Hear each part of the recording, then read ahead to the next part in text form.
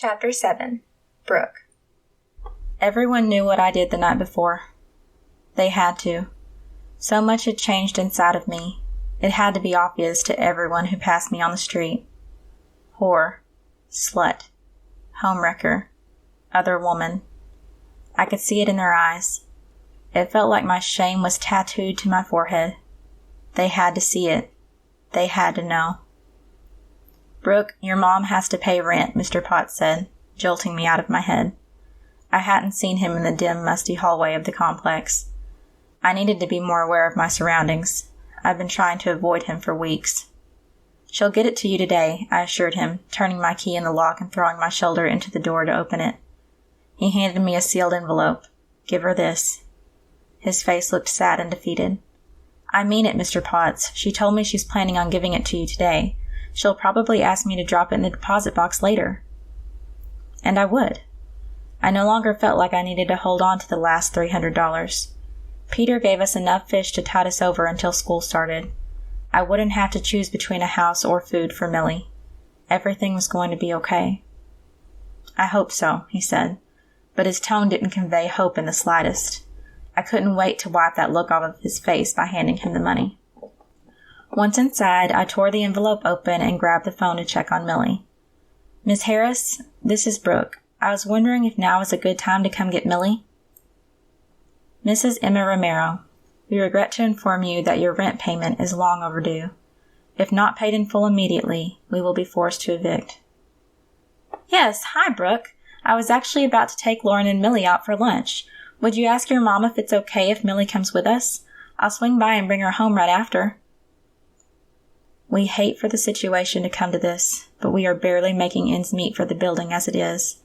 If you are unable to pay, we need to get someone in the apartment who can.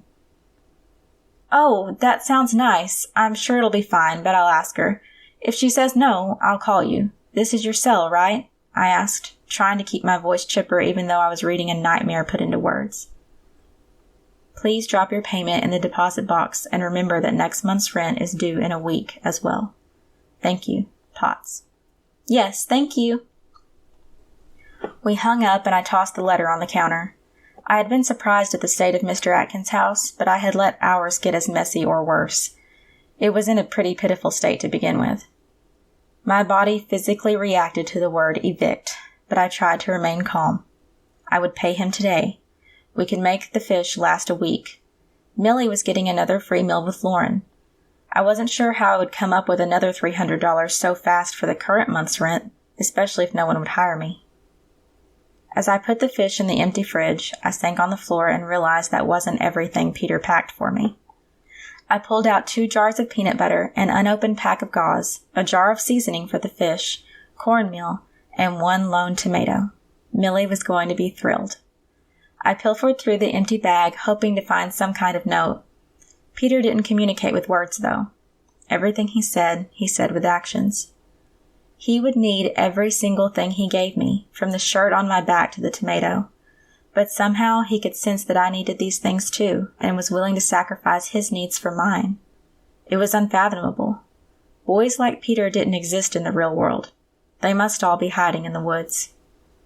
A crash came from down the hall, letting me know I wasn't alone. It echoed through the quiet apartment, then silence returned.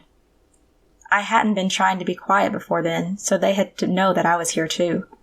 They had to have heard me talking on the phone. The knives on one counter and the phone on another were equidistant from me. I didn't know what to do. Go for the phone to dial 911 and risk getting attacked before I had a weapon? Or go for the weapon and risk getting attacked before I could call for help? In my panic, I froze and did neither. My body wouldn't move. I was too afraid. I wanted to hide, but my frozen body wouldn't even do that. I was quiet enough to hear my heartbeat, and it was beating dangerously fast. Could you have a heart attack from fear? I felt like I might. I wanted to be brave enough to fight, or even brave enough to get up and call the police. But I sat on the floor like a child, wishing Gran could come and save me like she always had. I heard a giggle as someone tripped down the hallway into my line of vision. Someone who should have given me peace, but missed that mark by leaps and bounds. "Mom?" I said, thawing and standing up. She looked around wildly like she couldn't figure out where the sound came from. "Mom," I said louder, walking toward her. Her eyes finally found me and she smiled. "Hey, the fridge was empty." We hadn't seen each other in 25 days, and that was her greeting to me. The fridge was empty. "Of course it is. You took all of Gran's money," I said through clenched teeth. "I didn't have any money to buy food." "Mom always buys the food," she said, running her fingers through her dirty, knotted brown hair. They got stuck, frustrating her. She yanked and pulled her fingers through the mess like a child trying to use a hairbrush for the first time. I always saw her like that, a child. She couldn't take care of herself or anyone else. But unlike Gran, I gave her no excuses. She was supposed to be a grown-up, and I was disappointed every time she showed me she wasn't. "She did," I said, "but now that she's gone, I have to do it, and you left me no money to do that with." She looked around wildly again. "That's not like her. Where did she go? When is she coming back?" The noise that came out of my mouth was between a scoff and a cry. Her nasty clothes hung loosely around her thin body. Her eyes were so dilated that they looked black instead of brown like mine.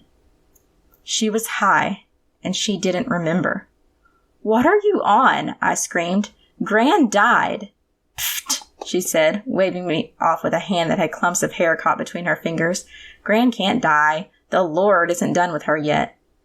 If I could have shaken sense into her, I would have flailed that woman around like a freaking maraca.